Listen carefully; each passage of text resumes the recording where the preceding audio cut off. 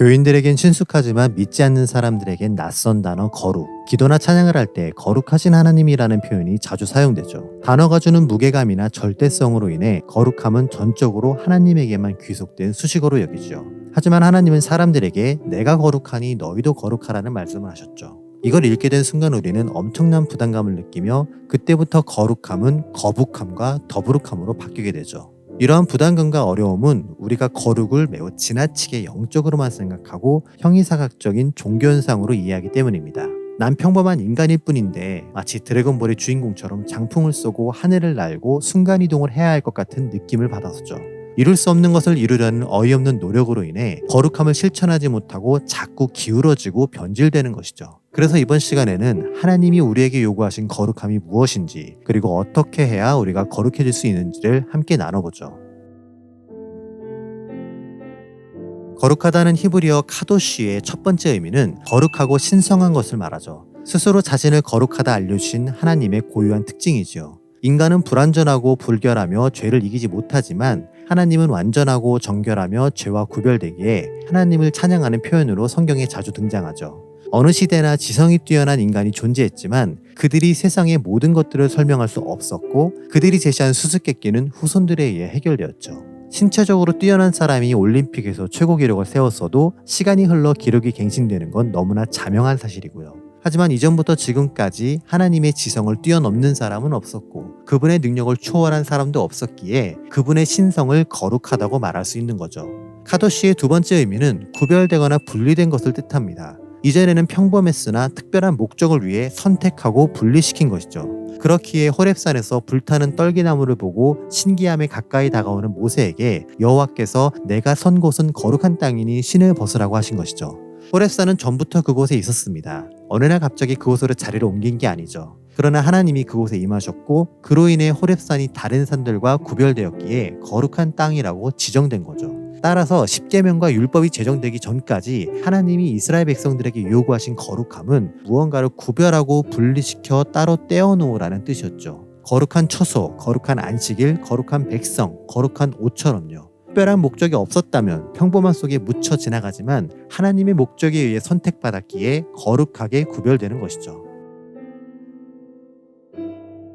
이처럼 카도시는 신성한 하나님의 특징을 표현하는 종교적 의미와 함께 무언가로부터 분리되고 구별됨을 뜻하는 윤리적 의미를 지닙니다. 신성함과 구별됨은 다른 개념이지만 신성한 하나님의 명령이기에 다른 이들과 구별되게 살아야 한다는 관계성의 연결고리가 있죠. 일례로 깨끗한 음식을 먹기 위해 좋은 재료를 쓰고 건강을 유지하기 위해 운동을 하는 것은 이유와 방법으로 나눌 수 있지만 좋은 재료로 만든 음식이 깨끗하고 운동을 하면 건강해지는 것처럼 원인과 결과가 되기도 하죠. 따라서 단지 하나님의 명령이기에 구별되게 산다는 것은 소극적 이유지만 나 스스로가 다른 사람들과 구별되게 행동함으로써 이를 명령하신 하나님의 신성함을 드러내는 것은 적극적 이유가 되죠. 하지만 하나님이 거룩해지는 방법에 대한 구체적 지침을 주지 않으셨기에 사람들은 저마다 자기 소견에 오른 대로 행동하기 시작합니다.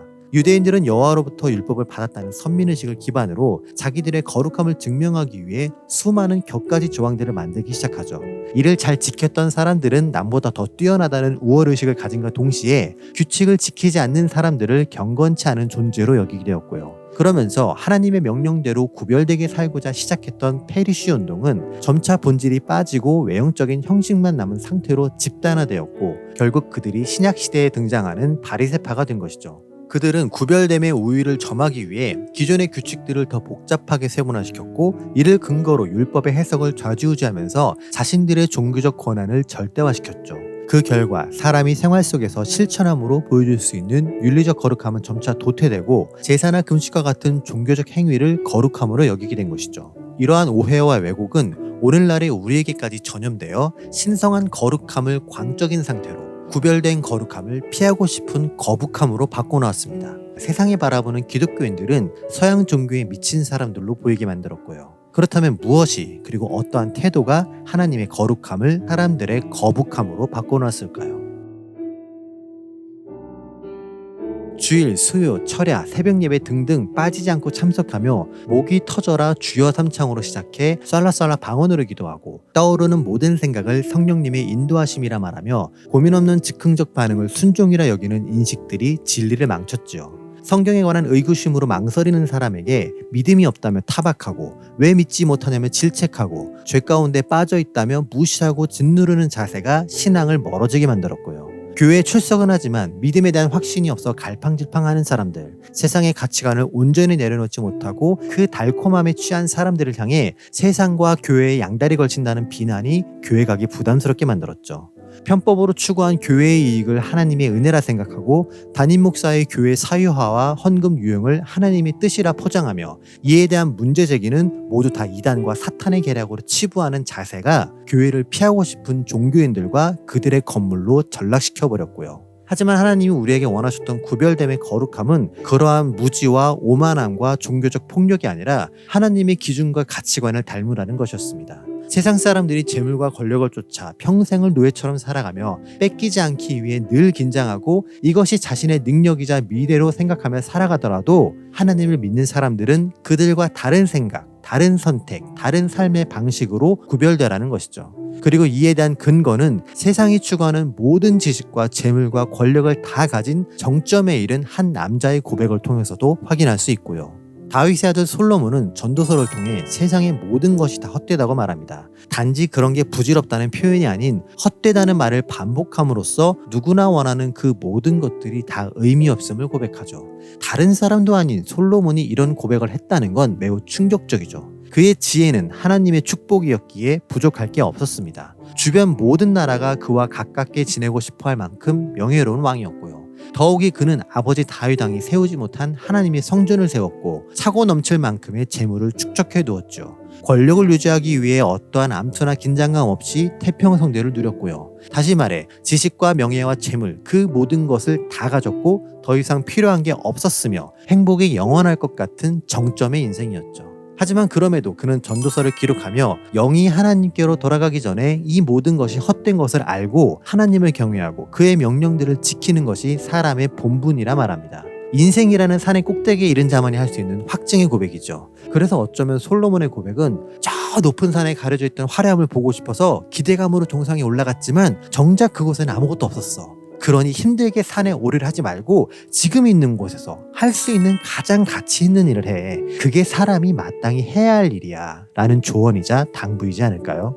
그렇기에 사람으로서 우리가 할 수 있는 가장 가치 있는 일은 하나님을 잘 아는 것이고 아는 것을 바탕으로 인생을 살아가며 세상 사람들과는 다른 구별됨을 보여주는 것이죠. 이러한 구별됨의 거룩함을 삶으로 실천하셨던 예수님은 자신의 부활과 승천 이후 세상에 남겨질 제자들이 자기처럼 구별된 삶을 살게 해달라고 기도하셨습니다.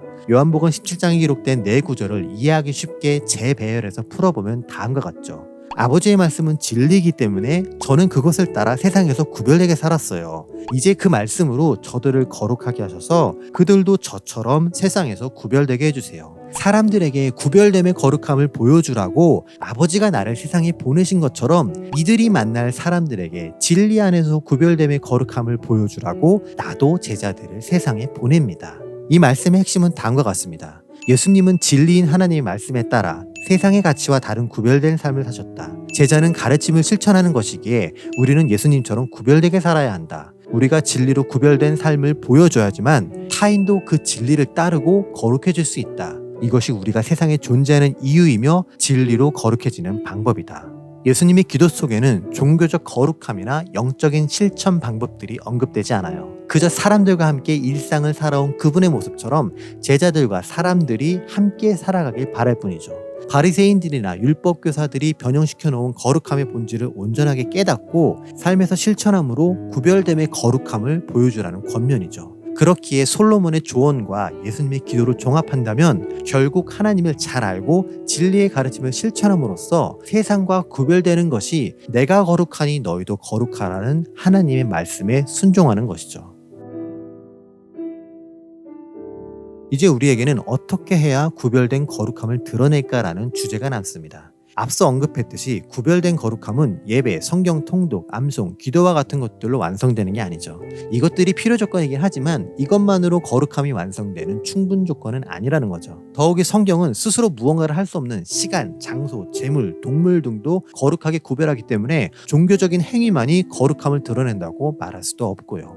오히려 구별됨의 거룩함은 행동으로 드러납니다. 어떠한 상황에서 당연히 이렇게 행동할 것이라는 예측과 다른 반응을 보이는 것이죠. 세상 사람들이 최고가 되기 위해 온갖 계략을 쓰며 이익을 얻기 위해 수단 방법을 가리지 않을 때 하나님에 대한 믿음과 거룩함을 지키기 위해 편법을 취하지 않고 비록 이익이 적더라도 정당한 길을 선택하는 게 구별됨의 거룩함이죠. 사람들은 그러한 선택의 이유를 궁금해할 것이고 우리는 그때 이것이 하나님의 명령이자 진리의 가르침을 지키기 위함이라고 답해야죠. 이것이 우리를 거룩하게 만드는 구별됨이며 진리를 따르는 크리스천들의 신앙 고백이 되고요. 분명 예수님은 사람들과 함께 먹고 마시며 그들과 함께 어울려 지내셨습니다. 다가오는 자를 맞아주시고 찾아오는 환자들을 고쳐주실 때 그들에게 멀리 떨어지라 하지 않으시고 오히려 더 가까이 다가가 그들에게 손을 대셨고 위로하심으로 함께 하셨죠. 이런 모습들을 볼 때 세상에 속하지 않았다는 예수님의 고백에는 논리적인 오류가 존재하죠. 하지만 진리로 인해 거룩하게 구별되어 세상에 속하지 않았다는 개념으로 예수님의 행적을 다시 돌아본다면 그분은 사람들이 경멸하는 사마리아 사람들을 찾아가셨고 사람들이 무시하는 과부와 고아와 나그네를 돌보셨으며 사람들이 거부하는 일들을 죽어가면서까지 실천하셨죠. 결국 세상에 속하지 않는 것은 세상과 완전히 담쌓고 멀리 지내는 것이 아니라 그 안에서 진리를 실천함으로 구별되게 사는 것을 말합니다. 그것이 어둠을 드러내는 빛의 역할이며 음식에 섞여 짠맛을 내는 소금의 기능이죠. 어둠이 없다면 빛의 밝음이 대비되지 못하고 다른 재료가 없다면 소금의 짠맛도 아무 소용이 없으니까요. 그래서 우리는 더 적극적으로 세상에 섞여야만 하고 그곳에서 진리를 바탕으로 구별됨의 거룩함을 보여줘야 하죠. 이러한 구별됨의 거룩함은 사는 집이나 타고 다니는 차나 몸에 치장한 명품들로 드러나지 않습니다. 그러한 수단들로 우리를 드러내는 것은 오히려 세상의 방법을 따르는 것이죠. 또한 현관문에 교회 명패를 붙이고 목에 십자가 목걸이를 걸고 옆구리에 성경책을 끼고 교회 주변을 서성이는 것으로 크리스천임을 나타내지 않아도 됩니다. 더 나아가 하나님이 당신을 사랑하십니다. 예수 믿으세요. 잃어버린 양을 찾으십니다와 같은 멘트들은 사람들로 하여금 더 조심하고 경계해야 하는 사인으로 여겨지기에 그렇게 다가가지 않아도 되고요. 특별한 무언가를 하려 하지 말고 더 지극히 자연스럽게 일상의 생활을 살아가세요. 그러면서 만나게 되는 사람들, 스쳐 지나가는 사람들을 대하는 여러분의 행동과 표현이 구별됨의 거룩함을 나타낼 수 있으니까요. 마트나 카페 종업원들을 정중하게 대하고 버스 기사분들에게 감사하다는 인사를 건네며 엘리베이터에서 만나는 이웃 주민에게 안녕하세요라고 말하는 아주 작은 행동들이 여러분을 구별되게 만듭니다. 공공질서를 당연하게 여기고 준수하며 이익을 위해 자행되는 불법에 대해 명확하게 거부 의사를 밝히고 진영과 정당을 떠나 잘한 일은 잘했다고 칭찬하는 일들이 세상의 흐름으로부터 여러분을 구별하게 될 것이고요. 결국 우리가 일상에서 보여줄 수 있는 구별됨의 거룩함은 사람이 하지 못하는 아주 어려운 일들을 하는 것이 아니라 사회가 쫓아가는 비성경적인 흐름과 같지 않다는 걸 보여주는 거죠. 그래야만 점점 더 사라지고 있는 인간성을 회복하고 사회가 가야 할 올바른 방향성을 찾을 수 있으며 그게 바로 정의와 공의가 있는 하나님 나라의 확장으로 이어지기 때문이죠.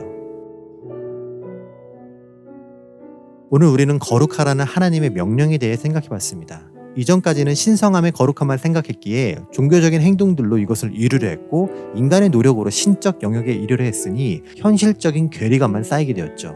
그 결과 종교성은 뛰어난데 현실은 아무렇게나 막 사는 거북한 크리스천들이 많아지게 되었고요. 하지만 신성함의 거룩함 이면에는 구별됨의 거룩함이 있다는 것을 확인했죠. 이것은 현실의 삶에서 인간의 노력으로 행해지는 것들이며 예수님이 가장 좋은 표본을 보여주셨죠. 이것을 잘 지킨다면 종교성과 함께 진리의 가르침을 삶으로 보여주는 크리스천들이 많아지게 되겠죠. 진정으로 하나님에 대한 바른 믿음을 갖고 있고 예수님이 보여주신 삶을 따르려는 제자도의 마음이 있다면 우리의 일상에서 보이는 행동과 태도는 달라질 수밖에 없으니까요. 예수님이 보여주신 행동 양식들은 율법을 실천하는 종교적 행위만이 아니라 한 명의 사람이 인생을 살아가는 자세였으며 사람이 세상 속에 존재하는 이유였습니다.